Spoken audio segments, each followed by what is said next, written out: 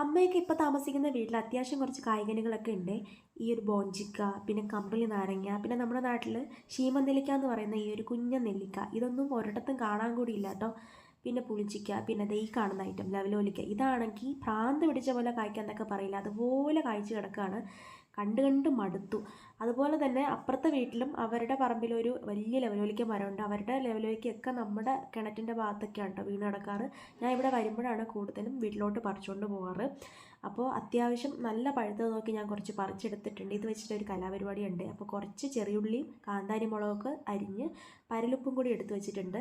ഈ നല്ല പഴുത്ത ലെവലോലിക്ക നന്നായിട്ടൊന്ന് കൈ വെച്ച് ഉരുട്ടുമ്പോൾ താനേ പൊട്ടി വരും. ആ സമയത്ത് അതിൻ്റെ പകുതി ഒന്ന് കട്ട് ചെയ്തിട്ട് ഒരു കഷ്ണം ചെറിയുള്ളി, ഒരു കഷ്ണം കാന്താരി മുളക്, കുറച്ച് ഉപ്പ് എല്ലാം കൂടി വെച്ച് നന്നായിട്ടൊന്ന് പ്രസ് ചെയ്ത് കുറച്ച് സമയം അടച്ച് മാറ്റി വയ്ക്കണം.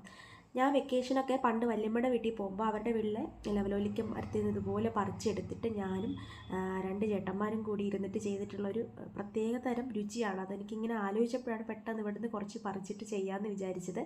അങ്ങനെ കുറച്ചധികം ഞാൻ സെറ്റ് ചെയ്ത് വെച്ചിട്ടുണ്ട്. ഇനി കുറച്ച് കഴിഞ്ഞിട്ട് നമ്മളിതിനെ അടുത്ത് നന്നായിട്ട് പ്രസ് ചെയ്യുമ്പോൾ ഇതിനകത്തുനിന്ന് നല്ല നീര് വരും. നല്ല പുളിപ്പും മധുരവും എരിവും ഉപ്പ് രസമൊക്കെ ആയിട്ട് നല്ല നീര് വരും. അപ്പോൾ അല്ലുവിന് ഞാൻ കൊടുത്തു. അല്ലുവിൻ്റെ അടുത്തും ടേസ്റ്റ് ചെയ്ത് നോക്കാൻ പറഞ്ഞിട്ടുണ്ട്. അപ്പം ലെവലോലിക്ക് ഇനി കൈ കിട്ടുമ്പോൾ ഇതൊന്ന് ട്രൈ ചെയ്ത് നോക്കിയിട്ട് അഭിപ്രായം പറയാൻ മറക്കല്ലേ.